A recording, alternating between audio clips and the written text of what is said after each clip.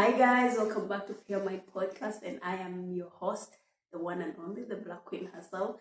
So if this is your very first time, hello, you are so very welcome. Make sure you subscribe, like, and share the video. Tell a friend that here we are, we're back. And I've been getting a lot of questions. People have been asking me to just tell you guys a little bit about my experience, because they also asked me what inspired this podcast, and they wanted to know a little bit of why did I come up with this. I've been doing both, studying and working at the same time. It has been quite challenging, I'm not gonna lie. It is hard, but with time you get used. And as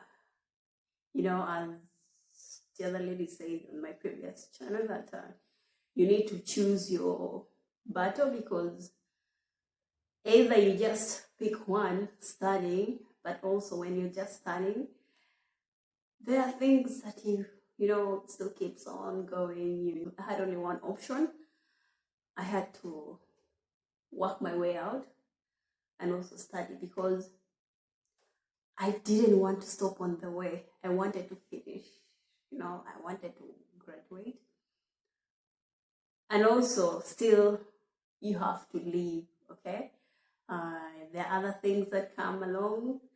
There are other stuff that you're still gonna do, which needs money. So I'm just giving a general overview, and then on the next episode, I'll be breaking them down, where I'll talk about only studying. And then I'll also make a video where I'm talking about only working, how I managed, to balance both, because I didn't have an option. I had to do both in order to survive. It is, and also trying to cope up with the environment. It was hard. It was hard because I didn't know what to expect. I didn't know no one prepared me, no one prepared me for the actual truth. No one prepared me for this life. I had to see that I figured out my way, because I was already here.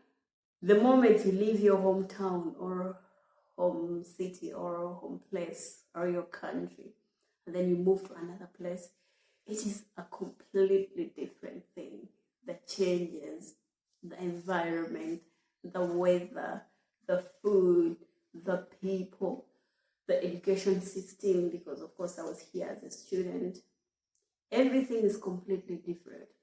So for me, the good thing was I live in a residence where students also lived, other students, both Italian and other international students. So that kind of helped, because I had people that I could see. And there was a few people who interacted with me here and there. So I'm very grateful for that experience. It was amazing. There was a sense of a little community that I belonged to. I felt like I belonged to it, because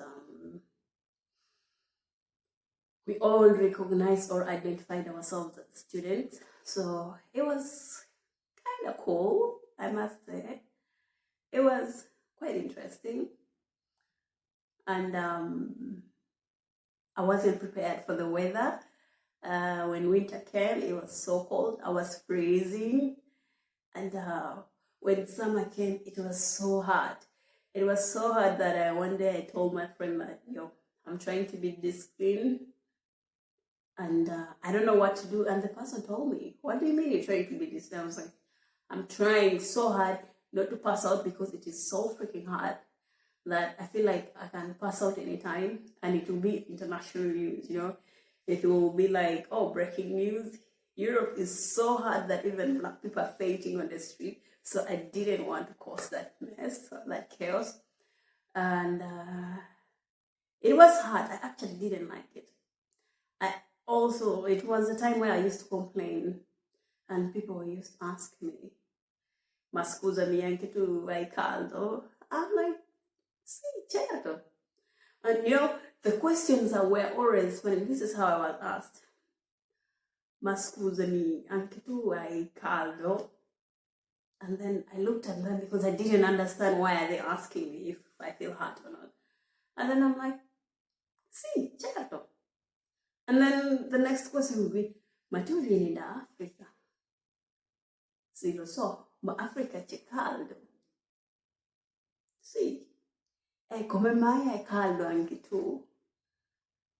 And my response was like, sì, lo so, ma lì è caldo, ma non è così, perché qua è troppo caldo, io sto morendo. Which pretty much, they used to ask you in bits, you feel hot as well? And my answer is, but you come from Africa. And I'm like, of course, but Africa is hot. And in my head, I'm like, yes, I know. How comes you're feeling hot, So people questioned me reacting to the heat, which was quite strange because it would be hot in my country, but it's never 42 degrees. 42, it's hot and it's humid, so it almost felt like 50 degrees, which is unbearable. If you go out, you're sweating, you're drenched into sweat. For me, it was weird, to be honest. That is too much heat that I did not expect. And for the cold, it was too cold where I could barely do anything. I didn't want to go out. And when I went for my lessons, I would feel cold because normally when you have that big ass coat on or jacket, when you reach in your class, time for lecture, you're supposed to take it off. I never wanted to take mine off. I wanted to keep it because I was feeling so cold and I was always freezing, which is understandable to me. It makes sense because there is no winter in Uganda, to be honest. There is no winter. And when it's cold, I think when I checked, my friend told me that, oh, it has been raining, so it's cold here. So when I checked, it was 19. And she was saying it is cold. And I get it because even me at 19 degrees, I would feel cold. And here, cold means minus, which is, it was an experience. And meeting new people, for me, it was hard because I developed or I created a wall that created barrier between me and other people. Why? To be honest, I don't know. I found it very hard to copy. But I don't know. It was hard. I do not know why. It was really hard. I felt like I didn't fit in. I felt like I was different, to be honest. One day I told my professor, I was like, I don't know, I feel lost. I feel also different. And she told me, no, we are all the same. You are not different. I feel you. You're probably homesick, but you're going to be all right. So just do a little bit more easily. But with time, I gave it my best. I must say. And then, I found a way of how to read, how to study, how to balance. And I made it. I just never interacted with lots of my classmates. That was never a thing. And I don't know why. It was kind of weird and strange because all the international students, we sat in front and then all the Italian students sat behind. And that was how it was. Why? Well, I don't know. And 3 years down the road, I kind of loosened up because one day I woke up, I was like, I'm not going to make it if this is how I'm living. Being locked up in my own world, I did not interact with people. I would just come in for lesson after my lectures, get out, then, go be alone, have lunch, and then go in my room because I live in the university premises, so it was like 5 to 3 minutes walk. Um, it was hard. It was hard for me personally. It was hard, but I think for someone who is friendly or too friendly, because I am not too friendly, it could be easy. If someone makes friends easily, it might be, because actually it's a different experience for everyone. But then also what I realized is there is no being in between if you're far away from home. Most of the international students, they just have two experiences. They either love it or they hate it. There is nothing like being in between. Or others, they are a little bit 50-50, but very few. Normally it is either here or here. You either hate it or you like it or you love it. That was the only two options that I thought I experienced. And I met some people, but this was in the dormitory. This is how we call it, in the dorm where other students lived. It was cool because you had your own room, so there was a lot of privacy. You have your room, your bathroom, so it was cool. I liked it. I'm a loner, so I enjoyed staying in my room most of the time. And then when I wanted to relax a little bit, after maybe reading or studying or a discussion and tired, I would go and take a long walk from the university to the train station. And then, you meet other few people, and then, you get to know them, and then that becomes your inner circle. It's cool, but it's also weird, because the small circle that you've created are the only people you're going to be hanging out with, are the only people you're going to go with for dinner, for lunch, or for breakfast. And if they're not around, other people also have their own small circle, so you cannot go to their circle. For me, that was kind of, but it's all right. If someone asked me, what did you expect for studies? Honestly, I don't know. I thought it would be much easier, but it wasn't. That was for me. However, other people find it much easier, and they go along with it pretty well, and it is what it is.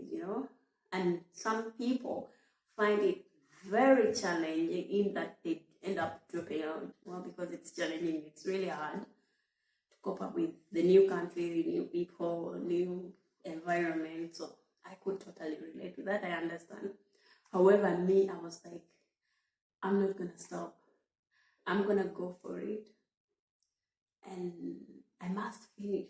I must achieve the dream. I'm here to win. I'm not here to lose. I'm going to run my race. I'm going to mind my own business.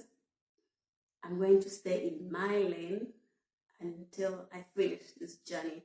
And exactly that is what I did, and I finished. Because for me, to be honest, I didn't like what I studied. So the next question would be, why did you study? I had no option.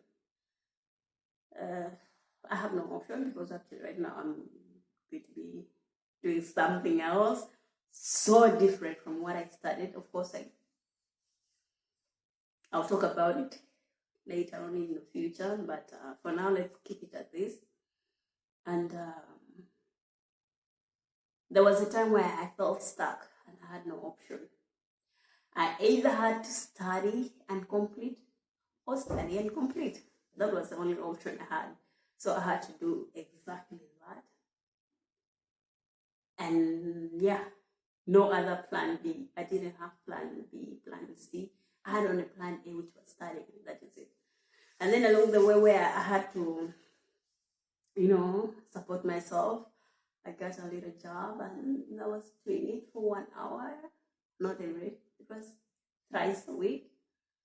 And that was it. I worked at school. It was cool though. It was nice because I worked with kids. And kids are kids at the end of the day. And they tell you the exact truth.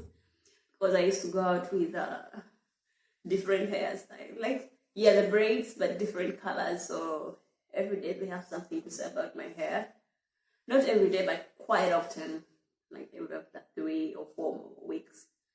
They see me braids, no braids, cornrows, all that, and they're like, "This is really cool. I like your hair." And I was like, "Oh, thank you." And one day I went to class with, I'd taken out my braids and I had afro like this. And there was a kid who looked at me like this. And she was like, "Teacher, I don't like your hair." I'm like, "Oh, yeah?" She was like, "I don't like these ones. I like those ones that you do, the braids." I was like, "Okay. Do you want them? Do you want me to make them next time?" And she was like, "Yes." I was like, "Of course, you know." These are kids, so they're very honest. And then making friends outside, that's a whole different topic that we are going to talk about. And I'm going to be already, got a couple of few people who I'm going to be guest hosting, and they are going to share their experiences about making friends. Yo, it's a real struggle, okay? It's tough. And for someone like me who doesn't really associate much, it's real hard. I'm not even gonna lie. Not a lot of people speak English. That was challenging for me. So I had to adapt to that. I have to learn. I have to try to adjust. And of course, with time you do adjust. Of course you do. But it takes time. Just a little bit of time. And did I make new friends outside? No, I did not. And I did. Did I go out a lot with friends? The first 3 years, no. To be honest, no. Let's stop here for now. Until next time, I'll see you guys soon.